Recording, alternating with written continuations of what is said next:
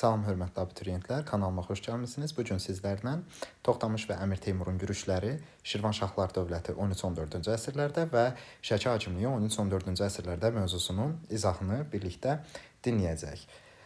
Əvvəlcə biz danışaq Cəlalilər dövləti haqqındakı məlumatlardan. Çünki 13-14-cü əsr tarixindən etibarən Hülakülər dövlətinin süqutu və Qızıl Orda dövlətinin Azərbaycandakı hakimiyyətinin qısa bir müddət hakimiyyətinin başa çatmasından sonra biz artıq görürük ki, Cəlalilər də Azərbaycan uğrunda mübarizəyə qoşulurlar və Cəlalilər 1340-cı ildə paytaxt Bağdad şəhəri olmaqla yaranmış 1410-cu ilə qədər mövcud olmuşdular və Cəlalilər dövlətinin əsasını Şeyx Böyük Həsən Cəlali qoymuşdu. Şeyx Böyük Həsənin yaratdığı demək Cəlalilər dövləti hökmdarlarından olmuş Şeyx Üveys 1359-cu ildə Azərbaycan torpaqlarına yürüş eləyərək Kürdən cənubdakı Azərbaycan torpaqlarını ələ keçirdir və 1367-ci ildə həmçinin Şeyx Üveys 1367-ci ildə Dərbənddən Kür çayına qədərki torpaqları, yəni Şirvanşahlar dövlətini özünə tabe etmiş olur və Şirvanşahlar dövlətini tabe etdiyi zaman bu zaman hakimiyyətdə Kavus ibn Keyqubad idi və Keyqubad Cəlalilərdən asılılığı qəbul edir.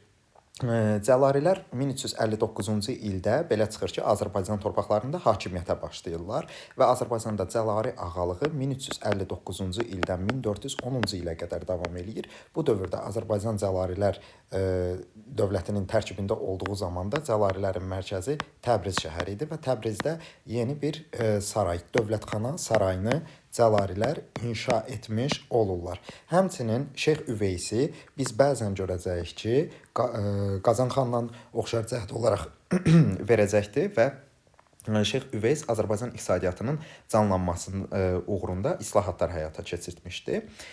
Cəlalilər dövləti haqqında deyəcəklərimiz bu qədər. 1410-cu ildə Cəlalilər dövlətinin varlığına məhz Qaraqoyunlu Qara Yusif hələ hökmdar deyilkən Əsəd döyüşündə son qoyacaq və beləliklə Azərbaycanda da həmçinin ümumiyyətlə yaxın şərqdə də Cəlali ağalığı başa çatmış olacaq. Gələk biz danışaq Toxtamışın yürüşündən. Toxtamış Qızıl Orda hökmdarıdır və 1385-ci ildə Azərbaycan ərazisinə yürüş eləyir. Tutduğu Dərbənd, Təbriz, Marağa, Naxçıvan kimi şəhərləri qarət və talanlara məruz qoyur və Toxtamış eşidir ki, Teymur Azərbaycana doğru yürüşə başlayır və Teymurun yürüş xəbərini eşidən Toxtamış geri qayıdır. Testdə də düşsə, hadisə nəticə əlaqələri də olaraq verilsə, Teymurun yürüşü ilə bağlı olaraq Toxtamış Azərbaycan torpaqlarına yürüşünü dayandırır və geri dönür. Teymurun Azərbaycana olan ilk yürüşü 3 illik yürüş adlanır və bu 3 illik yürüş 1386-89-cu illəri əhatə edir. Bu yürüş zamanı demək Teymur 1386-cı ildə Azərbaycana yürüş edən zaman Təbriz, başqa şəhərlərimizi tutur və Şirvanşahlar dövlətində danışaq hakimiyyət dəyişikliyindən. Kavus ibn Keyqubaddan sonra hakimiyyətə gəlir, demək Kavus ibn Keyqubaddan sonra hakimiyyətə gəlir Şirvanşah Huşəng və Şirvanşah Huşəngin vergi zülmünə qarşı yerli əhali 1382-ci ildə üsyan qaldırır və Huşəng devrilir. Belə çıxır ki, Huşəng Şirvanşahlar dövlətində hakimiyyətdə olmuş Kəsranilər sülaləsinin, yəni 1027-ci ildən 1382-ci ilə qədər hakimiyyətdə olmuş Kəsranilər sülaləsinin sonuncu nümayəndəsidir. Huşəng öldükdən sonra hakimiyyətə Huşəngin əmisi oğlu, əvvəllər ata və babaları Dərbənd hakimi olmuş Şirvanşah İbrahim Dərbəndi dəvət edilir və Şeyx İbrahim Dərbəndinin hakimiyyətə gəlməsi ilə Şirvanşahlar dövlətində sonuncu sülalə ta süquta qədər Dərbəndilər sülaləsi hakimiyyətdə olur 1382 və 1538-ci illərdə. Şirvanşah 1-ci İbrahim hakimiyyətə gəldiyi zaman məlumdur ki, danışırıq biz 14-cü əsrin 80-cı illərindən və Şirvanşah 1-ci İbrahim hakimiyyətə gəldiyi zaman Azərbaycan iki qüvvə ilə Toxtamışın və Teymurun yürüşləri ilə üz-üzə idi. Şirvanşah 1-ci İbrahim düşünür ki, Toxtamış, yəni Qızıl Orda dövləti yaxından gələn təhlükədir. Əgər Azərbaycanı tutsa süquta uğradacaq və Şirvanşahlar dövlətinin varlığına son qoyacaq.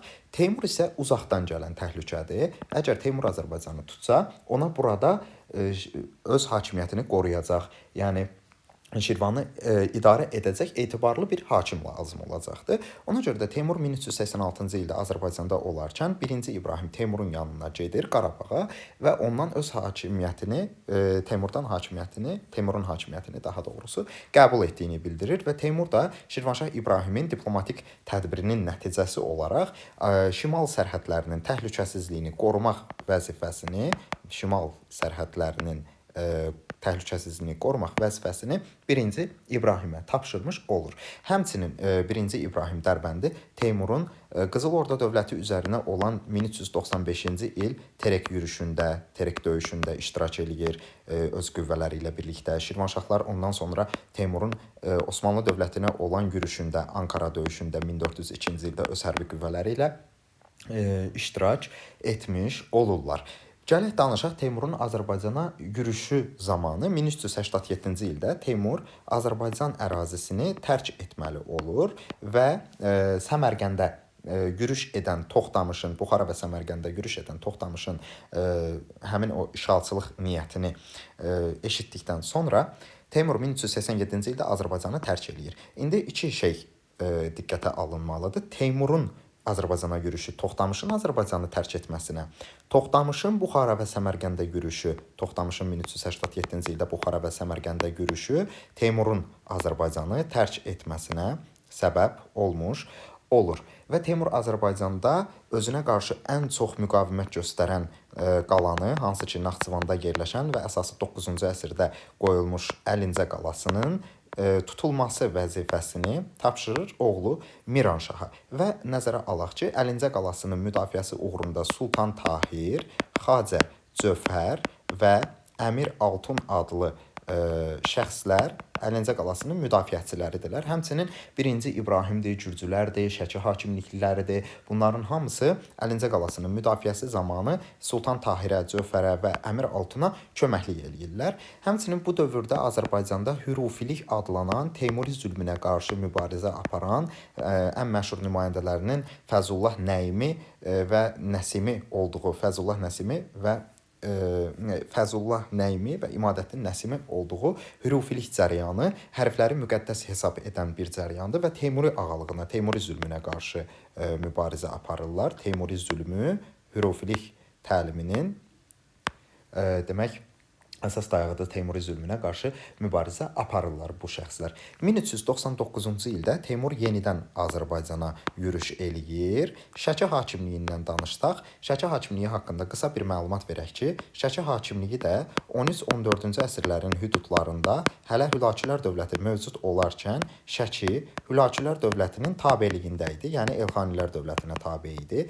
Elə ki, Hülakülər dövləti zəifləyir və tənəzzül eləyir, süqut eləyir, Şəki hakimliyi müstəqilləşir və 14-cü əsrdə Şəki hakimliyində hakimiyyətə Oyrat adlı sülalə gəlir. Bu sülalənin bizə lazım olacaq iki nümayəndəsi Seyid Əlidir və Seyid Əhməddir. Seyid Əli və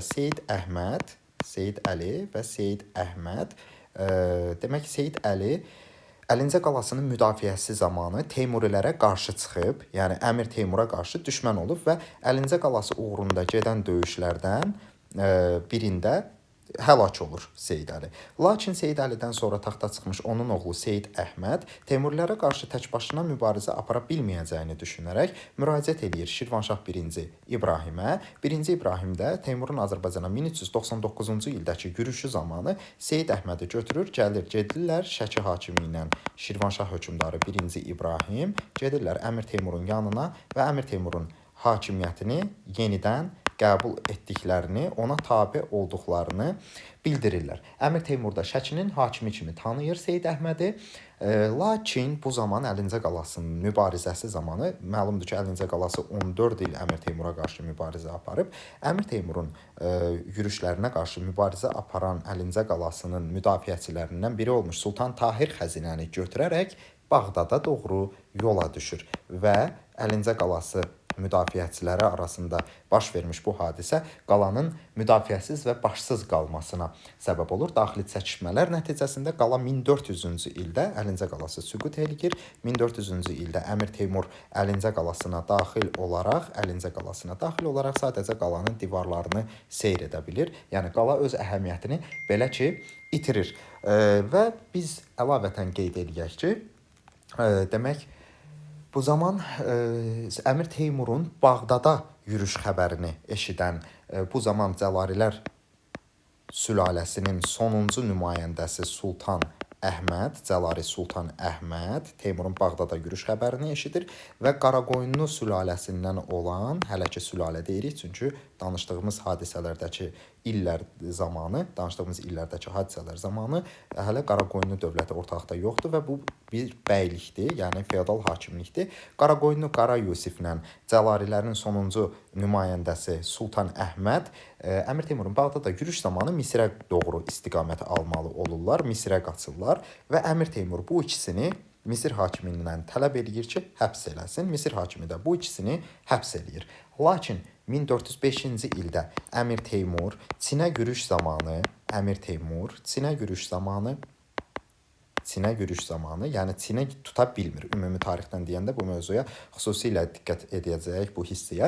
Əmir Teymur Çinə yürüş zamanı Otrar şəhərində vəfat eləyir və Səmərqənd şəhərində dəfn edilir. Əmir Teymurun vəfat etdiyini xəbər alan Şirvanşah 1-ci İbrahim bu zaman Azərbaycanın Gəncə və Qarabağ bölgələrini 1405-ci, 1406-cı illərdə Şirvanşah 1-ci İbrahim Gəncə və Qarabağ bölgələrini ələ keçirir. Orada öz hakimiyyətini bərqərar eləyir, özünə tabe eləyir və bundan sonra 1405-ci ildə Əmir Teymurun ölümündən sonra Azərbaycanda qalan Teymuri qüvvələri var. Hansı ki, biz bu tərəfdə qeyd eləyək Teymuri Ömərin qüvvələrini Kür çayı sahilindəki döyüşdə iştirak eləyən tərəflərdir. İkinci olaraq qeyd eləyirik Kür döyüşündə iştirak eləyən tərəflərə. Burada var Şirvanşahlar, yəni Şirvanşah 1-ci İbrahim, Şəki hakimliyindən Seyid Əhməd, ondan sonra Ərdəbil hakimləri, ondan sonra Gürcülər də burada müttəfiqdilər, ondan sonra Gəncə hakimləri, Ərdəbil, Şəki, Gəncə hakimləri iştirak edirlər. Bu döyüşdə bu qüvvələr Teymuri Ömərin qoşunlarını Kür çayı sahilində məğlub edirlər. Nəzərə almaq lazımdır ki, bu zaman Azərbaycanda 15-ci əsrin əvvəllərində 2 Kür döyüşü baş veribdir. Kür çayı sahilində 2 döyüş baş verib. Bunlardan birincisi 1405 Kür döyüşüdür. İkincisi isə 1412-ci ildə baş vermiş Kür döyüşüdür. Və 1405-ci ildə baş vermiş Kür döyüşündə Şirvanşahlar qələbə qazanırlar. Yəni Teymuri qüvvələri üzərində. Lakin Teymurun ölümündən sonra Misir hakimi bu ikisini, Cəlali Sultan Əhmədlə Qaraqoyunlu Qara Yusifi həbsdən azad edirlər. Yadımıza salırıq, dərsin biz əvvəlində qeyd etmişdik ki, Cəlalilərin mərkəz şəhəri haraydı, yəni harda bir dövlət yaratmışdılar özlərinə, Bağdad şəhərində dövlət yaratmışdılar və həbsdə dostlaşan Cəlali Sultan Əhməd və Qaraqoyunlu Qara Yusif onsuz da ittifaqdaydılar. Yəni daha da planları müntəzəm xarakter alsın deyə gələcək haqqında düşünürlər və Cəlali Sultan Əhmədə Qara Yusif tərəfindən söz verilir ki, əgər bir gün həbsdən qurtulsalar, Cəlalilərin ata-baba mülkü olan Bağdadı almaqda Qara Yusif Sultan Əhmədə köməklik eləyəcəkdir. Qaraqoyunlu Qara Yusifə də Cəlali Sultan Əhməd söz verir ki, Təbrizi tutmaqda, öz hakimiyyətini Azərbaycanda bərqərar etməkdə Sultan Əhməd də Qara Yusifə köməklik eləyəcəkdir. Və 1405-ci ildə Teymurun ölümündən sonra Misir sultanının əsarətindən, Misir hakiminin əsarətindən qurtulan Cəlali Sultan Əhməd və Qaraqoyunlu Qara Yusif Azərbaycana qayıtmalı olurlar. Bu zaman Azərbaycana qayıtdıqlarını eşidən 1-ci İbrahim, hansı ki gəlib Təbriz şəhərində qısa müddətdə 2 ay müddətində qısa müddətdə Şirvanşah 1-ci İbrahim Azərbaycan torpaqlarını birləşdirmişdi və Təbrizdə olan 1-ci İbrahim belə bir söz işlədir ki, bu yerin öz sahibləri qayıdır. Yəni Cəlali Sultan Əhməd və Qaraqoyunlu Qara Yusif nəzərdə tutulur İbrahimin dediyi sözdə. Bu yerin öz sahibləri qayıdır, biz də evimizə gedək deyə bir söz işlədir və bu yerin öz sahiblərinin geri qayıtması 1-ci İbrahimin də Şirvanşahlar dövlətinə geri qayıtması və bütün Azərbaycan torpaqlarını sadəcə qısa müddət ərzində 2 ay birləşdirə bilməsinə səbəb olur və Qara Yusif qayıdır gəlir. Burada 3 dənə döyüş baş verir. 1406-cı ildə Naxçıvan yaxınlığında qısa yazırıq Araz çayı sahilində baş vermiş döyüşdə. Bu döyüşdə iştirak eləyir Qaraqoyunlu Qara Yusif, Teymuriləri məğlub eləyir. Qara Yusif Teymuri Əbubəkirin qüvvələrini məğlubiyyətə uğradır və Teymuri Əbubəkir məğlub olur, Qara Yusif qələbə qazanır. İkinci olaraq 1408-ci ildə Azərbaycan tarixi üçün çox əhəmiyyətli bir döyüş baş verir. Bir çoxlarımızın adını dəfələrlə tez-tez eşitdiyi Sədrrut döyüşü baş verir və Sədrrut döyüşündə Qara Yusif yenə Teymuri qüvvələrini məğlubiyyətə uğradacaqdır. Hətta bu döyüşdə Teymuri Miranşah öldürülür, Teymuri qüvvələri məğlubiyyətə uğradılır. Sədrrut döyüşündə yenə Qara Yusif qələbə qazanır və Sədrrut döyüşü 1408-ci ildə çox böyük bir əhəmiyyətə malikdir. Bu döyüşün əhəmiyyəti ondan ibarətdir ki, Teymurilər Azərbaycandan qovulur və Teymurilərin Azərbaycandakı hakimiyyəti başa çatmış olur Sədrrut döyüşü nəticəsində.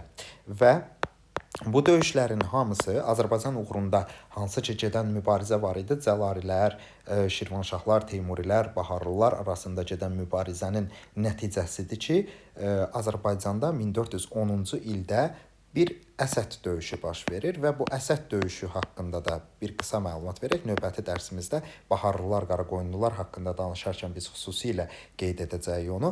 Əsəd döyüşündən əvvəl belə deyək ki, Bağdada sahib olmaq o qədər də geniş ərazisi olmayan bir yerə sahib olmaq deməkdir. Cəlali Sultan Əhməd, yəni köhnə dostlar artıq düşmənləşirlər. Biz tarixdə bunu Aksi döyüşündə də görmüşük.